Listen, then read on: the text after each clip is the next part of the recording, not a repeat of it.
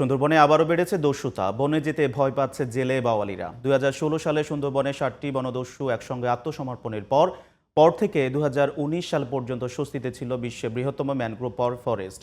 তবে বর্তমানে দস্যুতা চালিয়ে যাচ্ছে অন্তত 60টি গ্রুপ। সুন্দরবন থেকে ফিরে মোংলা প্রতিনিধি মনিরুল ইসলাম দুলুর রিপোর্ট, জানাচ্ছেন ফরিদুর রহমান। 2016 সালে সুন্দরবনের 60টি বনদস্যু দলের 32 জন আত্মসমর্পণ করে স্বাভাবিক জীবনে ফিরে আসে।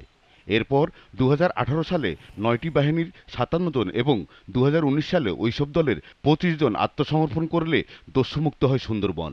তবে গত 3 মাসে কয়েকজন জেলে বাওয়ালি অপহরণের ঘটনায় নতুন করে দস্যু আতঙ্ক ছড়িয়ে পড়েছে।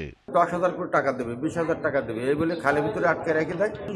যখন খালের ভিতরে আমাকে ঢুকিয়ে দিয়েছে জলদস্যুরা, দেওয়ার পরে আমাদের এই কোস্টগার্ডে যে উদ্ধার করেছে। বর্তমানে করিম শরীফ বাহিনী ও দয়াল বাহিনী সহ অন্তত 5 থেকে 60টি বনদস্যু দল পুরো সুন্দরবন দখলে রেখেছে।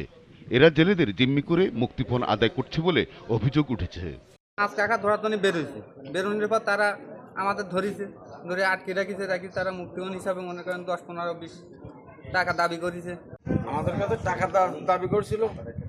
টাকা দাবি করার পরে কোস্টগার্ড চলে গেছে, যাওয়ার পরে কোস্টগার্ড আমাদের জিম্মা করে নিয়ে এসেছে। সুন্দরবনে দস্যুতা দমনে কোস্টগার্ড তৎপর রয়েছে বলে জানান এই কর্মকর্তা। বাংলাদেশ কোস্টগার্ড আয়তাধীন এলাকাসমূহে মৎস্যজীবীদের নিরাপত্তা বিধান, জলদস্যু ও বনদস্যু দমন এবং নিরাপদ সুন্দরবন গঠনে 24 ঘন্টা ব্যাপী টহল অব্যাহত রেখেছে।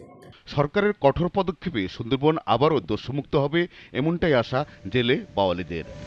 Faridur Rahman, GTV news.